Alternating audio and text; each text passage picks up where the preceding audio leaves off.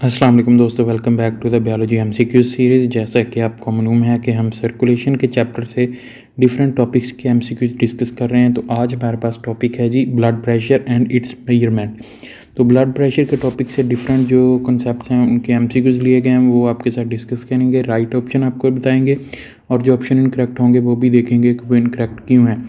चलिए शुरू करते हैं जी। सबसे पहले हमारे पास है एमसीक्यूज नंबर 1 है, what is the standard unit of measuring blood pressure. Blood pressure measuring करने के लिए जो है स्टैंडर्ड यूनिट क्या है। मिलीमीटर ऑफ मरकरी है, किलो पास्कल्स है, मिलीलीटर है और या फिर लीटर है। तो मिलीलीटर और लीटर ये हमारे पास जो है फ्लूइड को मेजरमेंट करने के लिए जो है फ्लूइड मेजरमेंट करने के लिए जो है वो हमारे पास जो है दोनों यूनिट हैं। किलो पास्कल जो है वो हमारे पास प्रेशर का यूनिट है, लेकिन हमारे पास जो ब्लड प्रेशर के मेजर करने के लिए स्टैंडर्ड यूनिट यूज़ होता है वो हमारे पास मिलीमीटर ऑफ मरकरी है। और नेक्स्ट है जी हमारे पास क्वेश्चन नंबर 2 है, which phase of the cardiac cycle corresponds to highest arterial blood pressure. कौन सा हमारे पास कार्डियक साइकिल में फेज होता है जो हाईएस्ट आर्टीरियल ब्लड प्रेशर को करस्पॉन्ड करता है। ऑप्शंस है हमारे पास diastolic phase, systolic phase, ventricular relaxation, arterial contraction. तो हमारे पास जो है जी दो फेज़ होते हैं ब्लड प्रेशर के, एक सिस्टोलिक फेज़ होता है और एक डायस्टोलिक फेज़ होता है। हाईएस्ट फेज़ जो होता है वो हमारे पास सिस्टोलिक फेज़ होता है। ये हमारे पास जो है वेंट्रिकुलर कंट्रैक्शन को जो है वो शो करता है, जबकि हमारे पास डायस्टोलिक फेज़ ये लोअर फेज़ होता है, ये हमारे पास वेंट्रिकुलर रिलैक्सेशन को जो है वो शो करता है। तो यहाँ पर बीटा ऑप्शन राइट है। नेक्स्ट है हमारे पास क्वेश्चन नंबर 3 है, which receptors are primarily responsible for sensing changes in the blood pressure. Blood pressure में चेंजेस कौन से जो है वो हमारे पास रिसेप्टर जो है वो उनके लिए रिस्पॉन्सिबल होते हैं। कीमो रिसेप्टर तो ये हमारे पास जो है केमिकल्स को सेंस करते हैं और यानी ड्रग्स वगैरह को सेंस करते हैं।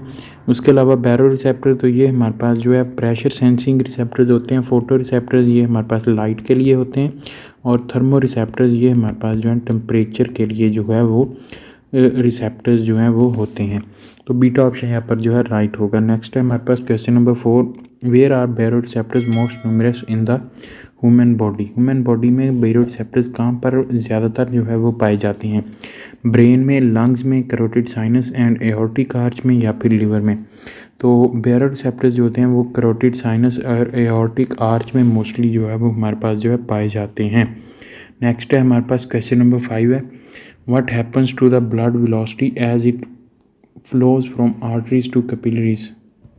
तो जब हमारे पास ब्लड जो है वो आर्टरी से कैपिलरीज की तरफ जाता है तो वेलोसिटी पर क्या असर होता है। It increases, it decreases, it remains constant, it fluctuates randomly. तो आर्टरीज की बजाय हमारे पास जो है कैपिलरीज का जो एरिया होता है वो ज़्यादा होता है। तो इस वजह से जो है वो हमारे पास, जैसे कि आपने फिज़िक्स में भी रूल पढ़ा होगा, A V is equal to constant, यानी हमारे पास जो है एरिया और वेलोसिटी जो है वो हमारे पास इन्वर्सली प्रोपोर्शनल है। तो जैसे हमारे पास जो है एरिया बढ़ेगा तो वेलोसिटी जो है वो हमारे पास जो है डिक्रीज़ होगी। तो आर्टरीज़ का एरिया कम है, कैपिलरीज़ का एरिया जो है ज़्यादा है, क्रॉस सेक्शनल एरिया, तो उनमें हमारे पास जो वेलोसिटी है वो डिक्रीज़ हो जाएगी। बीटा ऑप्शन यहाँ पर जो है राइट होगा। नेक्स्ट है हमारे पास क्वेश्चन नंबर 6 है, which effect does increased sympathetic stimulation of the blood vessels have on the blood pressure. Sympathetic stimulation से ब्लड प्रेशर पर क्या असर पड़ता है। वेजो डायलेशन होती है, वेजो कंस्ट्रिक्शन होती है, डिक्रीज्ड हार्ट रेट या फिर डिक्रीज्ड स्ट्रोक वॉल्यूम। तो हमारे पास जो सिंपैथेटिक स्टिमुलेशन होती है ये हमारे पास फाइट और फ्लाइट जो है वो सिचुएशन होती है, इसको कहा जाता है फाइट और फ्लाइट सिचुएशन। और इसमें हमारे पास जो है वेजो कंस्ट्रिक्शन होती है ब्लड वेसल्स की, और हार्ट रेट भी जो है वो हमारे पास जो है इंक्रीज़ होता है। डिक्रीज़ होने के बजाय ये हमारे पास इंक्रीज़ होता है। जबकि हमारे पास पैरासिम्पैथेटिक स्टिमुलेशन में जो है वो हमारे पास जो है सिंपैथेटिक स्टिमुलेशन में जो है वो हमारे पास वेजो डायलेशन होती है। तो बीटा ऑप्शन यहाँ पर जो है राइट होगा। नेक्स्ट है हमारे पास question number 7, what is the primary mechanism through which volume receptors help regulate the blood pressure. कौन से मैकेनिज्म के थ्रू जो हमारे पास वॉल्यूम रिसेप्टर्स जो हैं ब्लड प्रेशर को रेगुलेट करते हैं। इनमें हमारे पास जो इंक्रीज हार्ट रेट होता है, इंक्रीज स्ट्रोक वॉल्यूम होता है, promoting fluid loss through urine या फिर triggering vasodilation.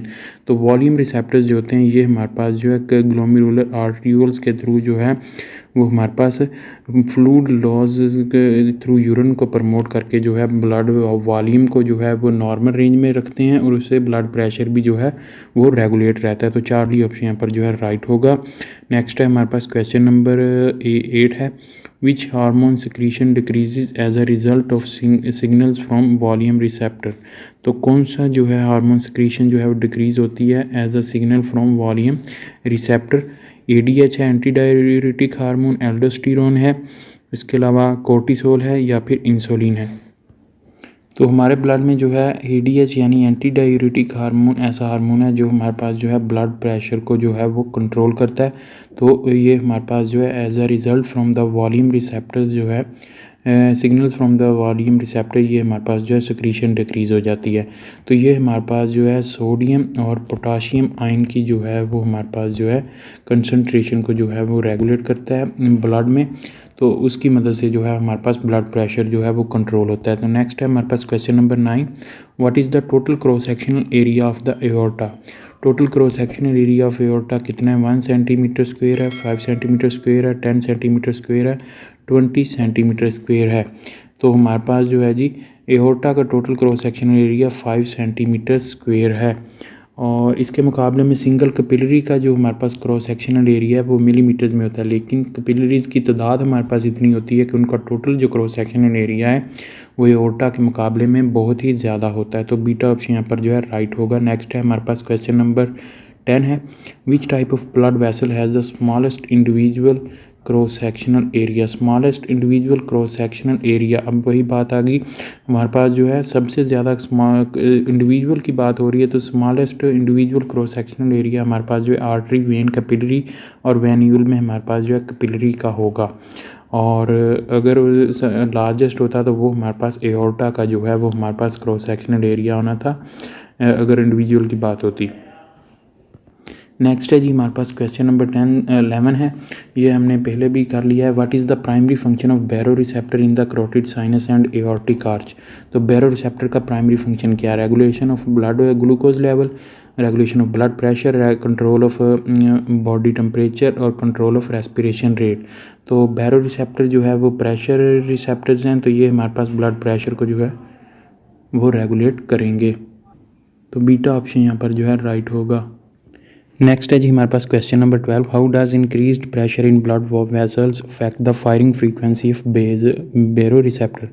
Firing frequency of baro receptor जो है increased blood pressure of blood vessel से कैसे जो है वो अफेक्ट होती है।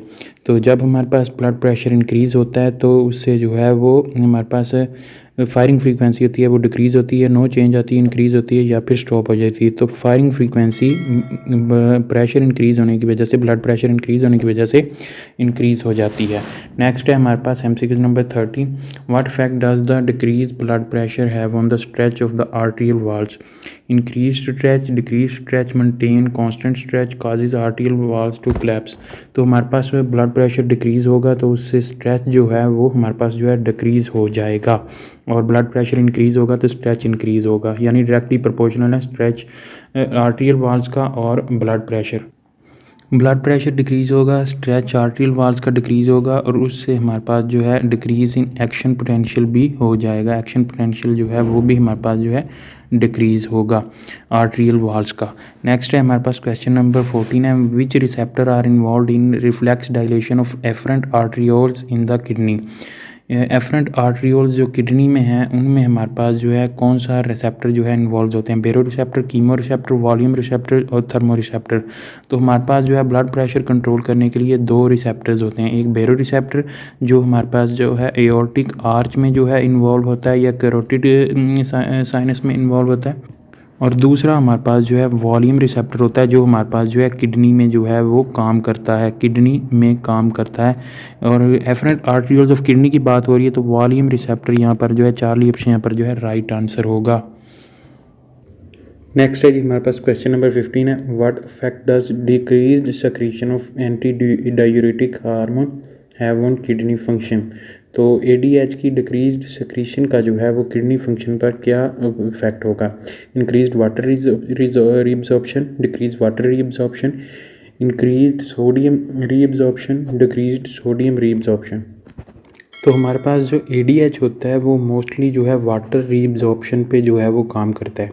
अगर ADH की जो है वो सिक्रीशन जो है वो इंक्रीज़ होगी तो वाटर रीअब्जॉर्प्शन जो है वो ज़्यादा होगी, बिकॉज़ ये हमारे पास जो है कलेक्टिंग ट्यूब्यूल्स जो होती हैं उनकी जो है हमारे पास परमीबिलिटी को जो है वो अफेक्ट करता है, जिसकी वजह से वाटर रीअब्जॉर्प्शन होती है। तो यहाँ पर डिक्रीज्ड सिक्रीशन आया है तो यहाँ पर हमारे पास जो है डिक्रीज्ड वाटर रीअब्जॉर्प्शन होगी, और ये हमारे पास जो है सोडियम रीअब्जॉर्प्शन को मेनली इफेक्ट नहीं करता।